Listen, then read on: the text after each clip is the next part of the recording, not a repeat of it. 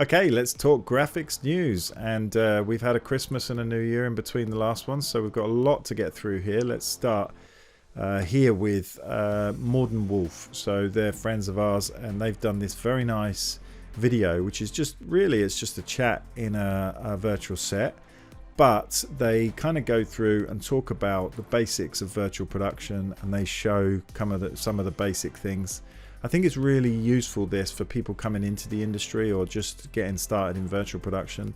I think it's a really nice video that just goes through the basics and talks about how to build sets, etc. So well worth a look, especially for people new to virtual production. Body pose estimation. Body pose what, you may say? Indeed, yes. We've had a look at this before, this type of technology recently with Zero Density. They've got their Traxis. This looks interesting. It's again a way to track somebody within the virtual set, and we've always had to draw things on the floor or have people have their marks and things like that, or press a button when they go round a graphic. What I love in this little demo is you've got the guy coming out of some bushes, which is that's just great. How does it work? So it's using the NVIDIA Maxine augmented reality SDK, so it's an NVIDIA AI powered setup. They're saying it's all through the lens and therefore doesn't need any hardware as such. So this is, it's generating real time these 3D data points to be able to track the person, which is great. So definitely worth checking out this this blog from Pixotope. Moving on, we've got Chyron had the news that they released their Prime 1.7 with support for Unreal Engine. So this looks like, again, an interesting development for them. And they're talking about workflow, and whilst 426 brings great tools and great lighting, etc., you still got to generate the workflow and be able to get stuff on air quickly and easily. And they've got some 1.7 introduces weather forecast templates and a virtual screen template that can act as an easy to manage video wall within a virtual set. We think that is a great idea, and stand by for some news from us related to that.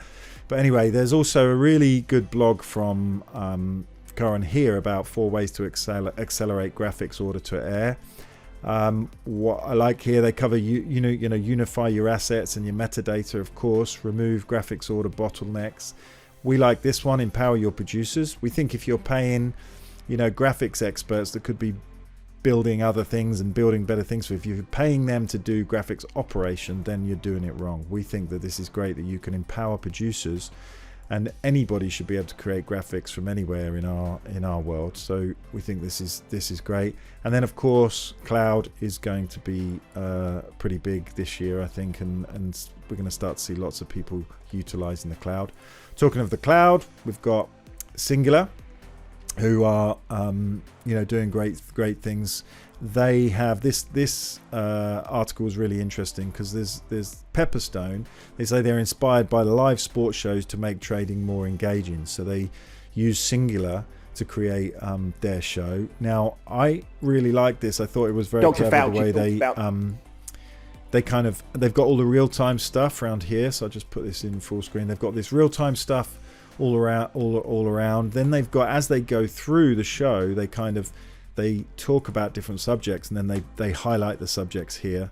And I think this was a really nice use of kind of real-time data. They go to their, obviously these charts and all this stuff is all a screen share, but really nice use of Singular for the trading market. This one, Zero Density, I just really liked this AR. I thought it was really nice. This is 11 Sports Dreamworld, so it's in Belgium. I just thought it's a really nice example of some pitch side AR that works really well, and worth checking out that video there.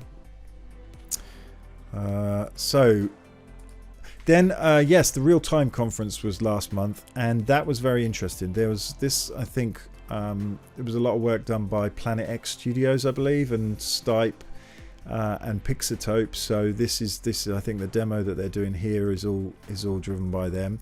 But there's a lot of content in here. I watched some of it live, and then I've come back and started to look through. There's stuff about the metaverse, a lot of stuff on virtual production.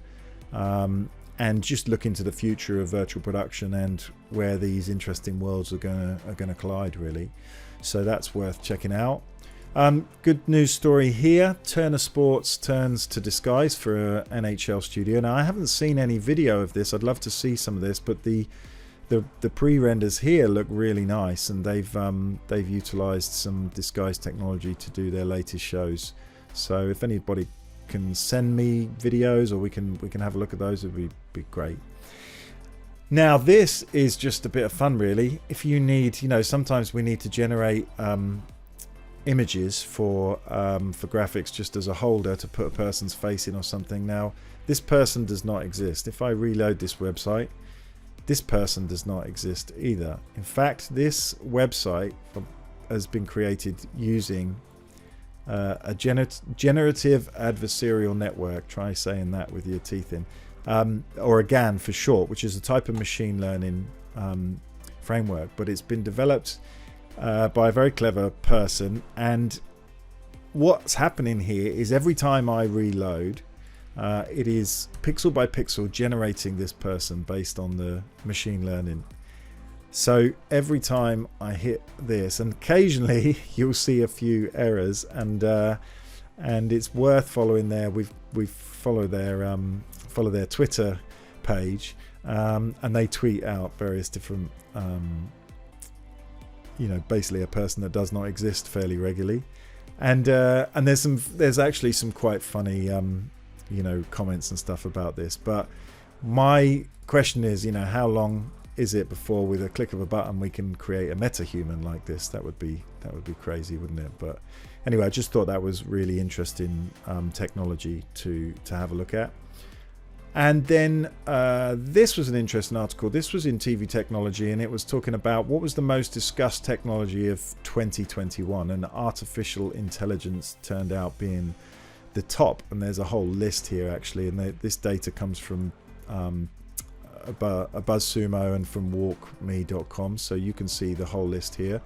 But we thought it would be fun just to make this into one of our little data snippets, so you can see here that thousands of articles. This is how many articles were online on artificial intelligence, machine learning, virtual reality, augmented reality, quantum computing, and cloud computing.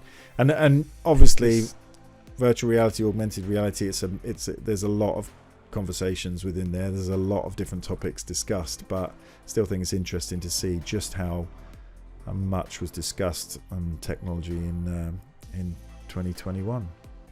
So looking forward to 2022, and I hope you enjoy the content. Like, subscribe, and send us any feedback. Thanks very much for watching.